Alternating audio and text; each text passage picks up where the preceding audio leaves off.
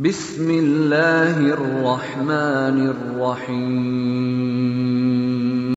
Ada isyarat dalam Al-Quran, maaf, bahkan ada orang sholat pun tidak paham dan tidak mengerti apa yang dibaca dalam sholatnya. Ruku tapi tak paham yang dibaca, sujud tak mengerti yang diungkapkan. Bagaimana kita bisa khusyuk dalam sholat kalau kita tak mengerti yang dibacakan? Karena itu di hadis Abu Daud nomor hadis 857, banyak orang sholat dipermainkan oleh setan.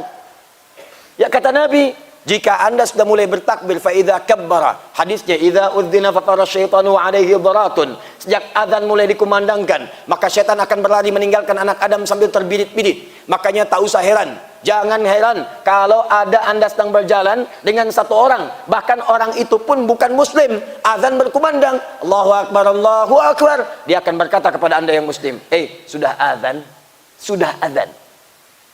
apa tidak sholat dulu kamu? Karena setan sedang pergi. Fa'idha thuwiba fa'ada, tapi kalau adanya selesai, balik lagi setannya. Maka orang yang muslim bisa menjawab, tenang aja, baru adzan, belum qomat. Balik setan. Sampai iqamat dikumandangkan, mulai takbir, orang sholat akan mulai merasa fokus. Silakan bapak ibu perhatikan, tuan puan lihat, setiap orang mau sholat biasanya tuh tenang, fokus. Tapi kalau sudah takbir, Allahu Akbar, kata Nabi, fayaqulu syaitanu, maka setan akan mulai berkata kepadanya. Ada setan yang khusus menggoda orang sholat. Setan itu punya jurusan juga, spesialisasi. Ada 9 jenis setan. Saya nggak tahu kuliahnya di mana itu. Rektornya iblis. Ya, itu 9 jurusan. Bu, setan masjid ada, Bu. Tugasnya menggoda DKM masjid. Betul, bukan jamaah. Sebab kalau DKM itu sudah rusak, jamaah pun nggak pengen ke masjid. Kalau jamaah satu nggak ke masjid, yang lain datang, hilang satu, tumbuh 1000. DKM rusak, malas orang datang.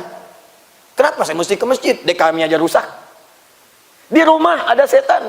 Hati-hati, setan masjid, setan goda orang sholat, namanya khinzib. Setan goda orang wudhu, sejak keluar dari tempat wudhu digoda setan, namanya walhan. Karena itu ada orang keluar dari tempat wudhu, langsung ragu, saya ini sudah wudhu atau belum? Padahal baru keluar dari tempat wudhu. Batal tidak, tidak, padahal batal. Batal padahal tidak, walhan.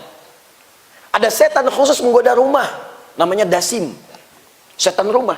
Masuk rumah, kata Nabi ucapkan salam, Assalamualaikum, fayaqulu syaitan, maka setan berkata kepada temannya, kita tidak punya tempat menetap di sini. Bahasanya kita tidak punya tempat, artinya boleh jadi bapak ibu datang dari tempat lain, setannya ikut ke rumah.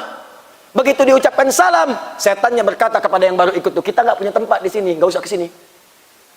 Awas, hati-hati Bu. Ibu ke mall, ke supermarket, itu setan pasar bisa pulang.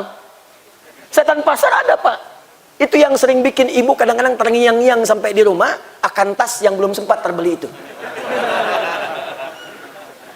Datang supermarket lihat tas bagus, sampai rumah kepikiran, baru mau tidur dialog dengan suami, Pak, tahu nggak Bang, tadi itu tasnya bagus sekali itu, cuman sayang tak sempat beli. Itu setan pasar ikut ke rumah, dibisik-bisik supaya nggak fokus dalam ibadah. Kata suami, Ma, tas itu nggak penting, yang penting isinya itu bisa mengantarkan kita ke surga. Masya Allah. Iya Pak ya, astagfirullah, yang penting kita ke surga Pak ya. Tapi tas yang tadi bagus kok Pak, bisa bawa ke surga juga. Nah itu masuk. Cara mengusirnya masuk rumah, ucapkan Assalamualaikum, fayaqul li sahibi, dia berkata kepada setan temannya, kita tidak punya tempat menetap. Tapi kalau anda tak ucapkan, hati-hati, dia bersemayam di situ. Karena itu setiap orang masuk ke ruangan, baru pulang dari masjid, masuk kamar kosong, itu kalaupun kita masuk, perasaan kita tiba-tiba bisa gundah. Maka ucapkan Assalamualaikum, keluar dia dan pergi meninggalkan tempat itu. Jangan fikirkan dijawab atau tidak, ya. Tak ada jawaban, normal. Dijawab Waalaikumsalam misalnya, pikir lagi. Assalamualaikum, dasim namanya. Ajarkan pada anak-anak, pada orang dewasa, pada remaja. Masuk, ucapkan salam. Saya punya anak, sekarang usia 6-7 tahun. Mau masuk 7. Sejak usia 3 tahun, baru bisa bicara, berjalan, aktivitas saya ajarkan. Masuk kamar, Kak, ucapkan Assalamualaikum. Ada setan namanya dasim. Itu goda kakak nanti, tidak bisa tenang tidurnya. Begitu mendengar dia namanya, langsung dia masuk kamar, dia buka, dia ucapkan Assalamualaikum dasim. Dia cakap tuh namanya, supaya keluar sekalian ya. Selesai. Nah setan yang goda orang sholat namanya khinzib. khinzib. Ada yang menyebut khanzab. Jadi kalau orang sudah bertakbir Allahu Akbar, fayaqulu syaitanu udhkur kadza udhkur kadza, maka setan akan berkata pada orang sholat ini, ingat ini ya, ingat itu ya. Karena itu silakan kalau tidak percaya. Begitu Anda bertakbir, yang tidak ingin diingat pun bisa ingat. Allahu Akbar. Sekarang arisan Ambo mau menang nih. Allahu Akbar, WhatsApp belum dibalas. Allahu Akbar, status belum diupdate. Allahu Akbar, motor aman nggak teh? Itu muncul. Bahkan ada yang paling dahsyat. Kata Nabi di akhir hidupnya, di akhir salatnya, hatta la yash'ura al-musalli kam rak'atan yusalli. Di akhir hadis Nabi mengatakan, sampai ada orang sholat itu tidak sadar berapa rakaat sedang menunaikan sholatnya. Subuh itu cuma 2 rakaat. Tapi kalau kena tipu daya setan, yang 2 itu bisa jadi 3. Yang 2 bisa kurang 1.